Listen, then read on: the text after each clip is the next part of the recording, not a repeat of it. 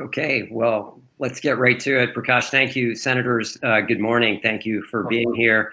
Thanks for your outstanding leadership on U.S.-India relations over so many years. But maybe I'll just start with what's happening in the Senate. It's a busy time. The transition appears to be stuck, but the Senate seems to be moving. Can you give us a sense of what's on the agenda for the lame duck? Do you see a potential stimulus in the works, given what's happening with COVID and the kind of cracks in the economy? Senator Cornyn, you want to go first? Oh, I was hoping Senator Warner would enlighten us. But let me take a stab, and he can clean up after I comment. Obviously, there are things we have to do, which is to keep the lights on, and we have a continuing resolution that expires December the 11th.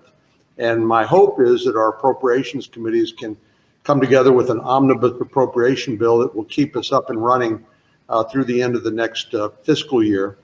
There does seem to be some renewed interest in another COVID-19 bill. I think that would be a very positive development because not only are we on the cusp of seeking to deploy some of the vaccines that have now been announced that once they're certified by the FDA as being safe and effective, we also are still suffering from the economic fallout associated with mitigation efforts. So my hope is we can do both of those things. And then Senator Warner and I are working on another little project that has to do with enticing semiconductor manufacturing to come back on shore in the United States. We have a number of wonderful semiconductor companies in the United States, but very few foundries are being built. I think one now in Arizona through the Taiwan Semiconductor Company, but China is building 16 of them at the same time. So that's another little project that we're working on, and we're keeping our fingers crossed that we'll be able to make some progress there. That's great. Well, Rich, let me pick up. First of all, thank you, and thank Nisha and USIBC and Prakash. Thank you for casting a vote, and proud to have you in Arlington. And John and I are very proud of being co-chairs of USIBC or US-India Caucus. We're up to 42 members. We are still proud to be the largest bilateral caucus in the Senate, and we hope to grow our numbers, under a Biden administration.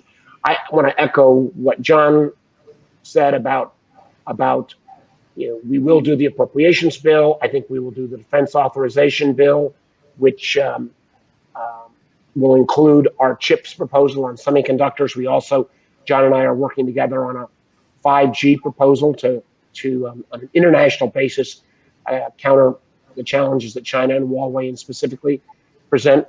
I do hope, Rich, we can come together on a stimulus package. I think, and I don't want to discourage the record run up in the marketplace, but I think the market is really disconnected from the reality that many families are living through. And so much of the support, whether unemployment expires December 31, state and local government aid expires December 31, rental forbearance, student loan forbearance, mortgage forbearance. We don't do something, we could have a cliff come January, and the amount of stimulus that would take for then President Biden to come forward would be exponentially greater. So I think there's an awful lot of bipartisan interest. It may take those of us, bipartisan in the Senate to do that. I think sometimes our four-corner leadership, seems to be caught in some positions on both sides before the where they were before the election. I think there needs to be a real sense of urgency and good faith effort. I would start with what Secretary Mnuchin proposed right before the election as a starting point. Let's start with where he left off and see if we could come together on something. And I think it would get, if we can get to a package, I think it would get an overwhelming number of votes. Well, let's thank Senator Warner and Senator Cornyn. That will require bipartisanship, and you two have demonstrated that bipartisanship with the Senate India Caucus. And I maybe make the pivot into the kind of U.S.-India relations. And Senator Cornyn, you've been co-chair since 2004. Are you surprised at how bipartisan, really nonpartisan, this relationship with India has been? There's a lot of factors here, the diaspora, et cetera, but in many ways, I assume this has exceeded people's expectations. That's not hard to do around here, to exceed people's expectations, because they're so low. But as you know, Rich, we have a large diaspora of Indian Americans in Texas, and this is really how I got involved. And of course, through the Indo-American chambers in places like Dallas, and particularly a friend of mine, a gentleman named A.K. Mago, who got me over to India with my wife. And we learned a lot, and also learned about the incredible potential of the enhanced relationship between our two countries. I agree with the comments that were made earlier that this has always been done on a bipartisan basis. And the fact of the matter is, if you want to get anything done, it has to be bipartisan. But I remember the U.S.-India civil nuclear agreement, which took a long time to move forward. Since we're both democracies and not dictatorships or autocracies. But I also, through the years, have enjoyed working with people like Hillary Clinton, Chris Dodd, and now my friend Mark Warner. Mark and I share another common interest. We're both on the Senate Select Committee on Intelligence. So while we haven't mentioned China a lot, China looms large in our geopolitics, and both in terms of our security and economic future. And we're certainly, as Mark mentioned, the Huawei issue, concerned about the way China operates, because it doesn't play by the rules like India does. To me, that's one of the great strengths of the U.S.-India relationship, is the Anglo heritage, jurisprudential heritage of both of our countries, and observing the rule of law, playing by the rules, which I think gives greater predictability and confidence to job creators and investors, and I think is one reason why we are continuing to grow closer and closer together. Yeah, thank you, Senator Warren. Maybe just build on what Senator Cornyn said and draw upon your vice chairmanship of the Intelligence Committee. And the senator mentioned the tensions with China as potentially something that continues on. Where do you see us on U.S.-China, and obviously our relationship with India plays a big factor there? Well, let me again echo what John said a little bit. The Indian Americans have grown by 150% since 2000, between 2000 and 2018, 130,000 plus Indian Americans in Virginia. And like John, I started with both a number of Indian American friends. I had a number of Indian American business partners when I was in the venture capital business. And I'm very proud of the fact I was the first, I think, governor in the country to go to India back in 2004 or 5. Everybody was going to China, but I thought the opportunity was India. And we are proud that I think because of the diaspora, but also because I think India, starting with the Civ Nuke deal, has been the Indian government's, Modi and the previous governors as well, were all forward leaning into being engaged in American politics. And I think we have seen in China the rise of what I call authoritarian capitalism, where, and let me be clear, when I point out my challenge with China, it's not anti-Chinese, it's not anti-Chinese American or Chinese people. Our beef is with the Communist Party of China and Xi Jinping. But I think what we've seen is China has this model where they allowed ferocious domestic competition until a national champion arises, a la Huawei. That national champion then gets 75% of the Chinese domestic market. And that translates into 20% of the global market. And then the Chinese government will back that national champion with, in the case of Huawei, $100 billion. There is no American or Indian company alone that can compete with that. And I think what I've seen is a growing consensus, both from Indian government representatives and particularly from Indian Americans. There was a while, maybe a decade ago, where India wanted to kind of skirt not being on the China side or on the American side. But I think echoing what Senator Cornyn said, we both are nations that operate under rule of law. China does not. Chinese companies at the end of the day are loyal to the Communist Party, not to their shareholders. And I think I've seen increasingly from my contacts, particularly with China, Indian government officials, is they know they need to come down on the side of rule of law.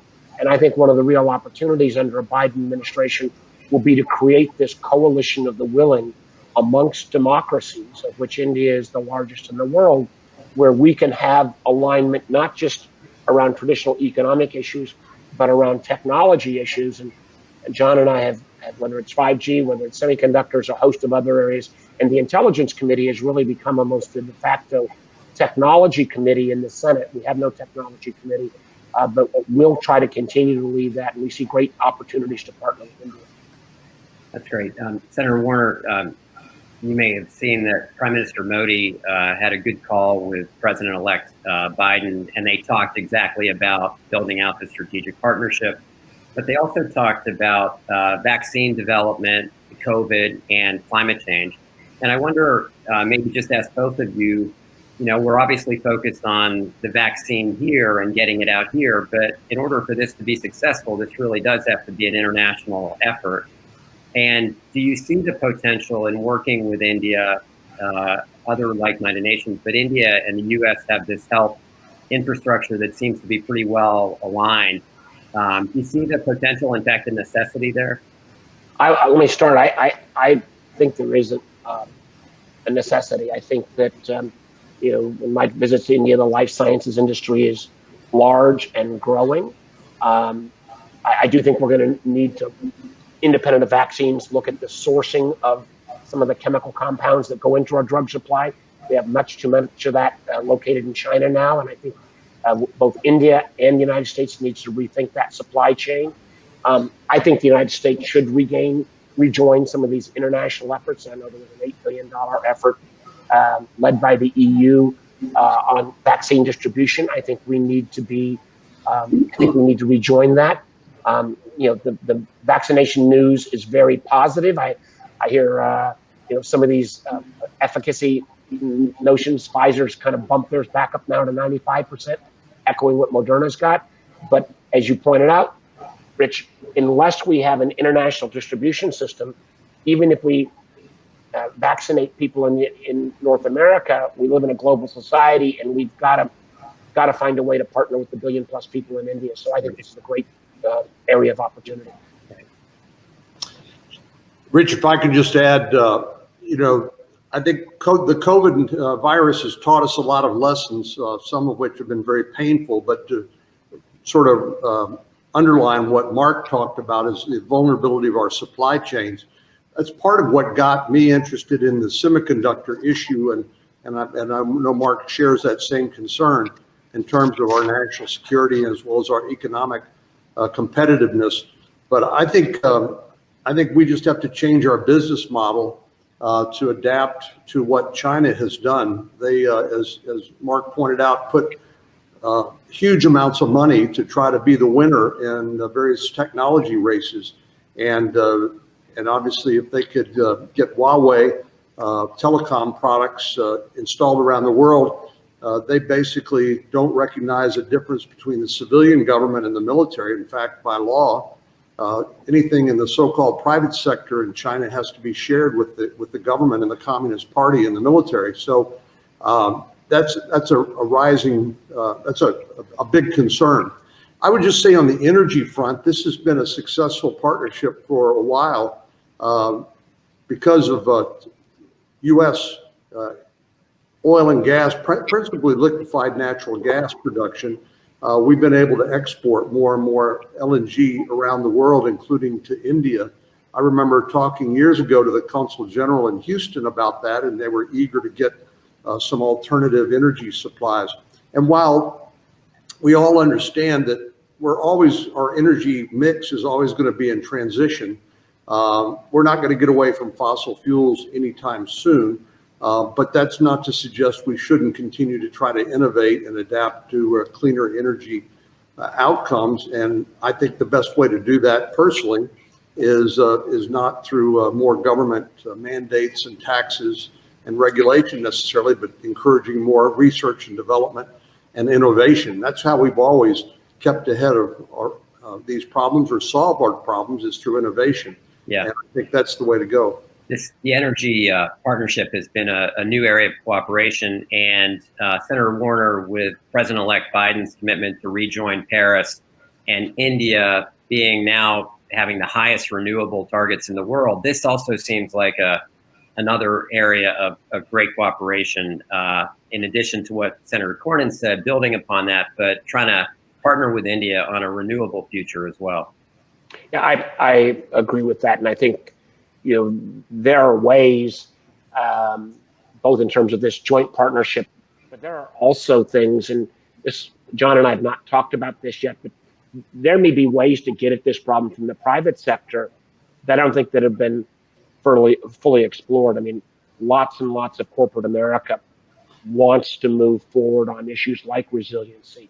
If we made that a material item that public companies needed to report on, I think you would see, maybe short of a regulatory environment, shareholders demanding that kind of movement towards a cleaner economy, or towards cleaner energy, making that material on a reporting item could be enormously significant.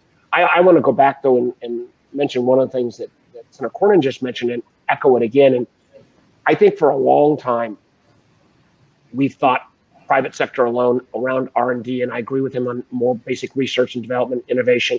But I do think that the challenge we face with China, and we see it not only in 5G, but increasingly we're going to see it in artificial intelligence, quantum computing, facial recognition, a host of new areas, is going to require two actions from this alliance of the willing.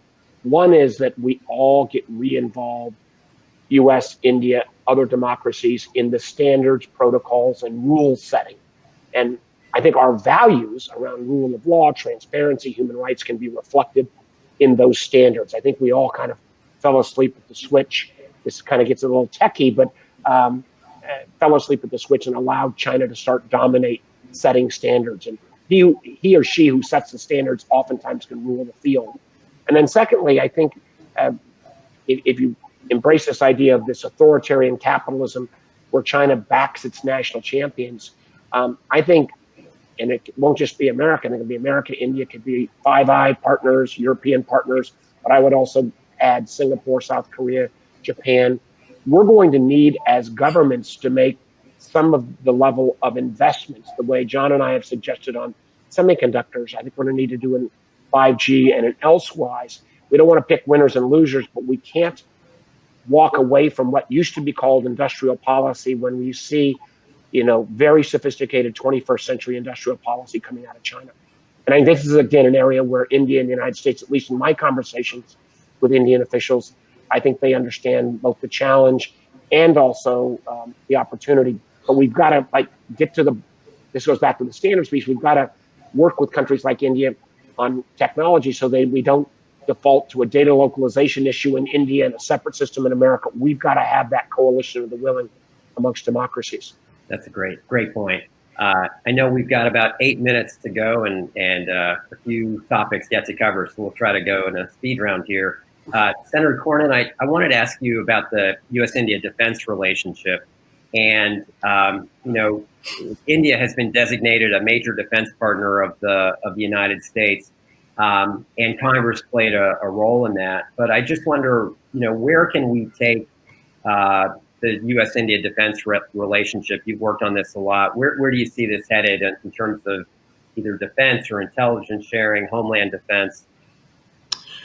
Well, I was talking to Ambassador Sandhu about this yesterday, and one of the earlier speakers mentioned the Quad. And, one of the things that America has is friends like India.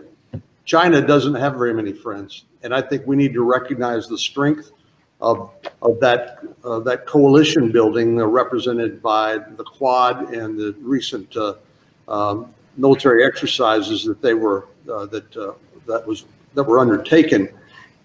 Because it's obviously China is not going to stop until They're going to continue to threaten freedom of navigation in international sea lanes and jeopardize trade and the economy of countries like India and the world, frankly. So we're going to have to continue to support one another. Again, I think this has been an interesting transition over the last 20 years or so. You see more and more Chinese involvement in Pakistan. And obviously we're all aware of since the end of the British rule in India and the partition, there's always been a historical tension, certainly between Pakistan and India, both nuclear powers. But we need to try to do what we can to, I think, work together with our defense allies. And there's no bigger one than India. So I've been very encouraged to see the cooperation. I guess we have had a few things we've had to work our way through, like the S-400 system that India purchased from Russia. But I think those are sort of legacy problems that we're got to continue to work on to try to resolve. But I see it getting better and better all the time, and that's very encouraging to me. Senator, let me just quickly add, Rich, that elevation of India to kind of almost a near NATO type partner. I want to make sure USIBC friends both here and in India all realize those almost all came about because of Cornyn Warner amendments to the NDAA each year. So not to be shy politicians here, but let's give your chairs and your USIndia Caucus some credit there. And I would echo Senator, that's a very accurate reading, and I think maybe just put it back on the caucus to say that we're really talking about building out a non-treaty kind of alignment with India, and we really will count on Congress to pull to be the glue that holds the two countries together. Senator Cornyn, you mentioned Pakistan. I maybe just mention Afghanistan very quickly. There was news of the drawdown yesterday, potentially the Taliban in a power sharing, agreement in the future, which also raises concerns. I mean, does that give you any pause about, the neighborhood that India is in is pretty challenging? Yes, it does, is the short answer. And I've expressed my concerns, particularly about sort of the precipitous nature of the planned drawdown. Mark and I have been, in our role in the Intelligence Committee, been briefed on much of this, some of which is not public, but obviously we've got alliances like NATO, we've got bordering countries that have been part of that coalition, and we can't just give up our role there without risking the rise of Iranian influence, which is already significant, as you know, in Afghanistan.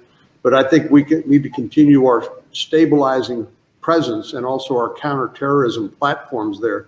I've been skeptical from the beginning about the good faith of the Taliban. I don't trust them any farther than I can throw them. But I understand the desire to bring our troops home, but we also need to have the infrastructure there to protect our other interests. And that's going to require some military presence by the United States government in cooperation with NATO and our friends. Thank you. Can I do two quick topics I got 3 minutes left here. One on trade and one on immigration, both of which we could talk about for 3 hours, not 3 minutes. But, India and the United States have not entered into big multilateral trade agreements where India didn't do RCEP, we didn't do TPP. Do you see support for a U.S.-India trade package of some kind? One has been pending for a while.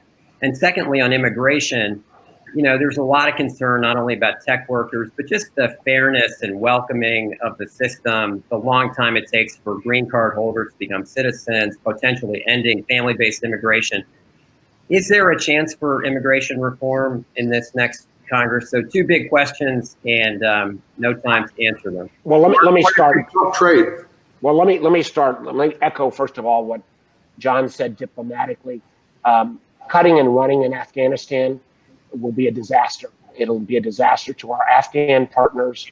It'll be a disaster to the stability of the Afghan government, which we've paid with dearly with time, treasure, and American lives. It'll be a disaster for our 30 plus partners who fought side by side with us in Afghanistan. And it should not be dictated by an exiting president's political timetable. It is a disaster. In terms of trade, I think it was also a mistake, and I think one of the great mistakes was withdrawal from TPP, and both political parties bear some blame on that. And the idea that you've just seen China announce a massive economic trade relationship with our former TPP partners, which frankly excludes India and the US, is a real challenge and problem, and we need to re-engage with our partners in the region. I think the trade relationship that I hope the Biden administration will pursue will be one around this idea of an alliance of the willing around technology, and I think India would be a critical component part of that. It would be different than traditional economic or military. I think there's going to be technology alliances, and India should be a lead partner in that. Yeah, Senator Cornyn, you want to take the immigration question? Well, I agree with what Mark said about TPP, and we'll see what happens in Georgia, but we may have a divided government here, and it's going to require us all to work together. One of the biggest disappointments of my career in the Senate has been our failure to deal with our immigration system, which is a border state. Texas, we feel that particularly acutely, but it is global in nature. And obviously we have a lot of very talented people who come to the United States to work on an H-1B visa. And I think we need to make another run at more of a merit-based immigration system. I'm not suggesting eliminating family-based visa or immigration, but need to rebalance that in a way that allows us to continue to compete with the rest of the world for the best and brightest minds and the people who I think would do nothing but help us grow our economy and make America stronger. Yeah. And Rich, could I just add one quick thing here? Sure. I know we're running out of time, and I think this is important for our friends who are watching in America, but also our friends who are watching in India. John Cornyn and I are of different political parties. We don't have identically the same political views, but I hope you've heard today, dissuading some of the media view. We are friends. There are a whole lot of things we work together on, and this idea that the whole Senate is this totally partisan, dysfunctional entity. I think John and I and a whole lot of other of us in this body would like to dissuade people of that view. And as I think this conversation has shown, there's an awful lot we have in common. Yeah, well, maybe that's a great place to wrap up on a very hopeful and note of bipartisanship. And again, thank you both for your leadership, not only on US-India, but on a whole range of issues. And it's great that you could join us here today. So I also want to thank USIBC and Nisha and Prakash and the whole team and both of you, Senators Cornyn and Warner. Thank you very much. Thanks a lot.